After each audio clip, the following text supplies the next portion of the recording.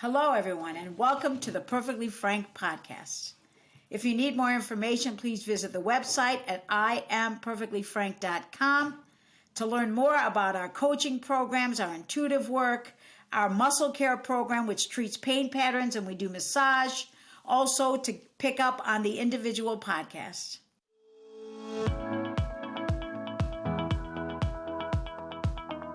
Hello, everyone. Welcome to They Call Me Perfectly Frank. Please visit my website, IamPerfectlyFrank.com.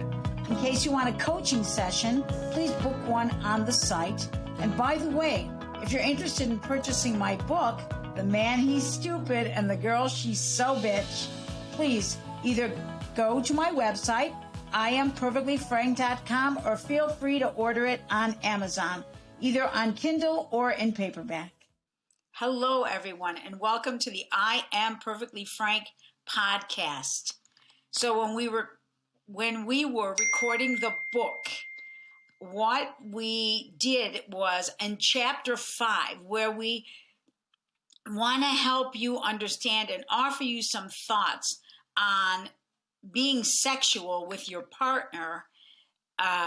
We wanted to help you understand that communication, not just with your body, but talking to your partner about what you like or don't like. You can do this in many different ways. You can do it during the act. You can do it before. You can talk about how you're unfamiliar with this and can your partner help you. It's an uncomfortable talk for a lot of people, especially if you're older and you've never talked about sex. You know, sex is such a valuable commodity for your health, for your mental health, for your physical health, for your overall well-being, because the chemical that gets released is very helpful to your body. I mean, many basketball players will not have sex, or many athletes, not just basketball, athletes will not have sex before their sport because it provides a lot of adrenaline and movement and excitement, so that when they finally do indulge in a sexual act, it is really very releasing. Anyways, enjoy this podcast. I look forward to you giving me some comments. Thanks. The reason sex is great with people who communicate is because proper communication is horny. Communication is probably the best foreplay you're ever going to get. When my husband talks to me about business, because I love business and I'm terrible at it, I'm like, I could jump him. We have to stop thinking that men are the only ones who want sex. Men really want us to show them what we like. They want us to show them the way. They want us to be pleased by them. It is the greatest conquering in the world, not just to get a woman off, but to know that she's liking it. And for us too, we want to know that they are liking it. My mother would say, Francis, the man he have a hole, he put it in, he finish. But if the girl, she don't know her body, she can't help him to learn, and he want to please her. No, the man, he want to please you. You have to show him. Just not with a tone. Don't do it there. That's not where it is. So probably the worst place for a tone. Right. Ever. Wrong hole. No. Try again. No. Try again. That's the worst. I had a guy like that. It was terrible. I was like, oh, why do I have to teach you? Like, no woman before me taught you this. You're not teaching. You're not teaching him anything about sex. If he doesn't know what a clitoris is or where it is, I'm teaching him. Yes. But also, he doesn't know he may know where it's at, but he didn't know what to do with it. It was a bull in a china shop. That's all I could describe. Unless you give him, right? What is happening? Oh my God, this is so awkward. And my mother would say, Francis, this giddle, that giddle, this one, they all different. They're not the same. You have to know your body. Mm-hmm. Well, and I learned that. I mean, we all know not all penises are the same, but once I realized, I asked my husband, like, are all vaginas the same? Because I don't know other people's vaginas. He's like, no, they're all different too. Right. So they don't always fit together like a puzzle piece. Yeah. And when I say to you, imagine that what you are about to touch is like a tiny, tiny little sprig of brand new grass. And I want you to touch it in a way that doesn't even bend it, let alone crush it into the ground. Oh my God. It's not a button. Can you please listen? listen to that when I tell you that. It has thousands of nerve endings too. Like when you figure out your clitoris actually goes to all the way to the back of your vagina, and it's like a wishbone. Like get a book. There's a book called She Comes First. It's amazing. I tell everybody to get it. And it literally shows you the woman's body and all the points and the pressure points. And this is another area where porn is doing these poor guys a disservice. Awful. Because it shows people going after that area. Right. Like, I don't even know. Like, I don't even know what they're doing. Like a bear trying to get honey out of a jar. Like, what the hell? That's not how it works. You know what else is interesting? So when I talk to people about sex, they're very uncomfortable about it. Very. You know, sex should be talked about. Yeah. It should be understood. You know, people say, okay, you know, you're with a partner. It's, you know, you guys are finally going to be intimate and you're intimate and it carries on. There's some things you're not sure you like to do. It's okay. It's okay. Communicate about, I'm not sure that I want to go there. I think I'd like to take my time, or, you know, and it could be the simplest of things. You know, some people are uncomfortable. Explore my body. Ooh, I don't know that and it could be a more intense kind of thing, a sexual behavior you're completely unfamiliar with. We must talk about it. And even in that communication, it's a foreplay. But if we don't talk about it, and I notice, you know, teenagers, people in their 20s, 30s, 40s, 70s, 80s, there are sexual appetites and behaviors that are very different for this 18-year-old, that this 80-year-old, hopefully they're still having sex, you know, would never even broach. I mean, you know, missionary is it, right? So that there needs to be a communication without shame. Which I feel like my husband, when he lost his virginity and subsequently had more sex, was always with older women. And I think that's why he learned so well, because they were not scared to say like, no, this, that, this, do this, whatever. Whereas if it's two young people that really haven't even explored their own bodies, like I don't even know where you start. Right. So I feel like if guys really care about pleasuring a woman, or anybody cares about pleasuring a woman, like, fucking figure it out. Like there's plenty of resources. When you're in pleasure, it's about you, girlfriend. It's not about the guy pleasuring you. It's about him getting his needs met, and it's about you getting your needs met.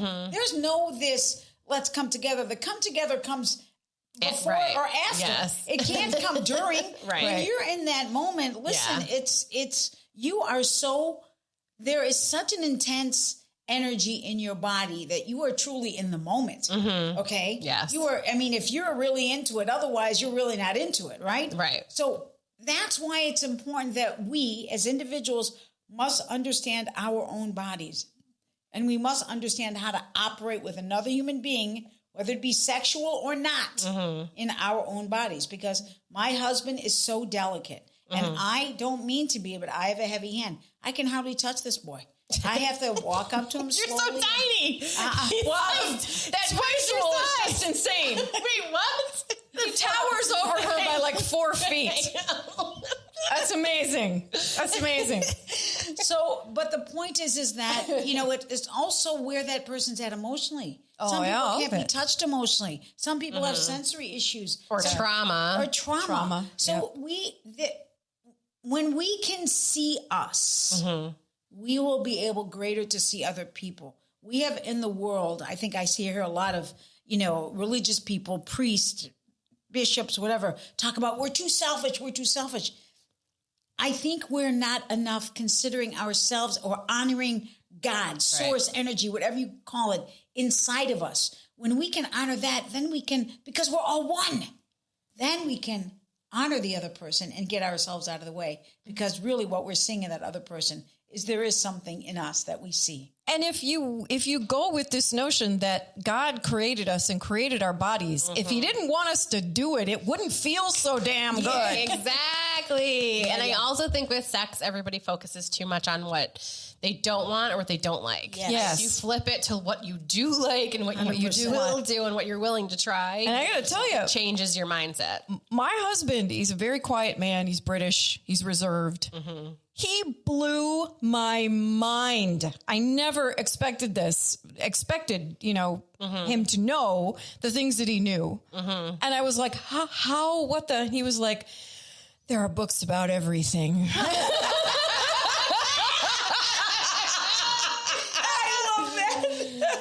To try what he learned and see there's actually it's working has to be so much fun for him too. Oh God. All I can say is boys, read up. That's all I can say. And it's not, the information's out there. It is. Good information is out there. Not just boys, girls too. Oh yeah. No, everybody.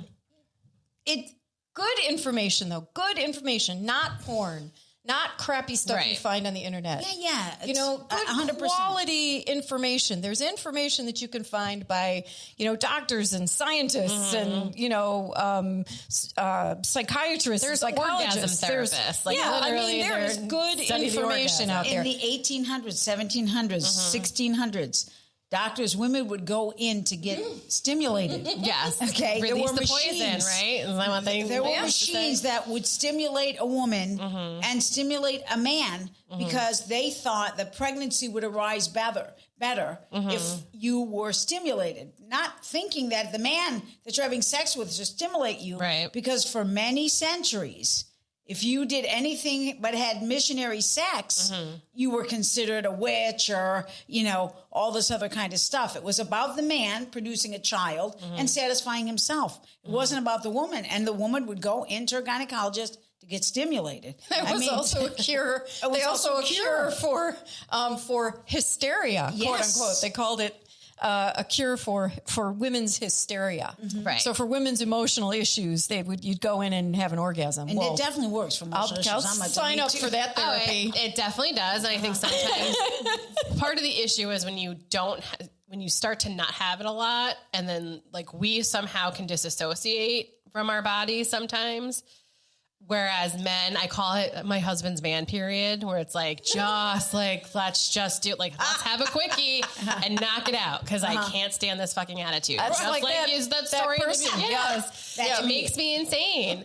Yep. So as soon as I know he's in this weird mood or he's not looking at me, and I'm like, oh, we haven't had sex in a couple of days. Okay, let's just go knock it out. Let's get the poison out and move on with our fucking lives. Please get off your man period. I can't stand it. Right. Okay. On that note. Wow. Okay. Thank you, everyone, for joining us on this I Am Perfectly Frank podcast on sex. I have one final thought. This is both for men and women. When we don't, especially women right now, when we don't have sex for a period of time, we get a little uncomfortable and our libido may not be all that excited to participate. And, both of us, both male and female, or our partners, not just male and female, but our partners, want to know we're excited to be with them. And it may take some effort after you've had your baby. It's been a year now. You're exhausted and he wants to have sex and you just don't want to be a lump on the log.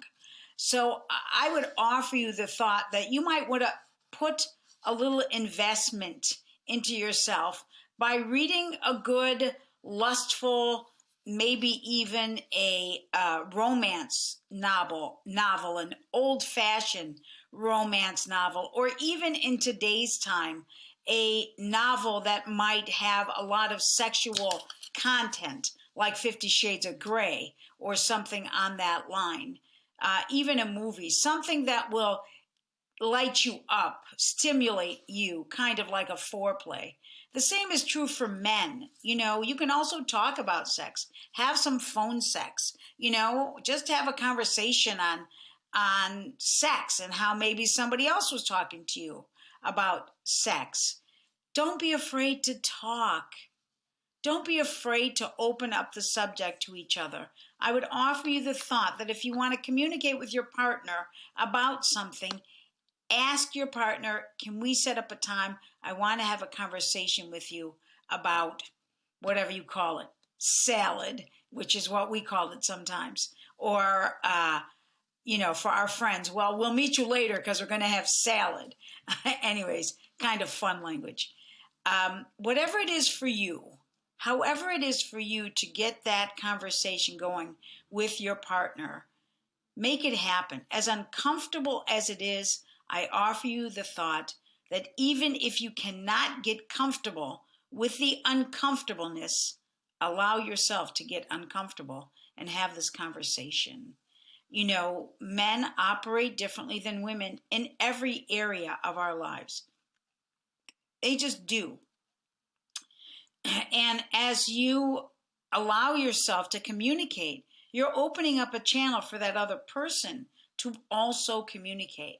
So you might find that it brings up so many other things, the realization that, I really don't know how to get satisfied, or that, I reach orgasms really easy, or I would love to have multiple orgasms, or I really like it when you touch me behind my knee, or very gently feather-like in my thigh or groin area, or I really like it when you just lay on top of me and I'm on my belly and you're on your belly on top of me. However it might be, just for those simple little, this is nice kind of thing to get you going. Sometimes just laying and touching each other, I'm talking touching your hands or having your thighs touch each other or laying on top of each other nude, can be a fabulous way to create something new. And by the way, most people are not going to look at your body and find fault with it. So get that out of your head, especially women, but men do it too. Just enjoy yourself. Enjoy yourself. Enjoy your mate.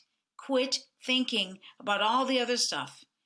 Come to this moment and just be there and go, this feels so nice. Feels so nice to be with you. Thank you so much for joining us on this podcast. I look forward to you joining me on other podcasts, and I would love to have your response, how you feel, or a question you might want to have answered. We'll see you next time on the I Am Perfectly Frank podcast. Oh yes, and one more thing. Don't forget about this great book, The Man He's Stupid and the Girl She's So Bitch. Thanks. Veterans Van Lines, in business for over 40 years. 248-889-8888.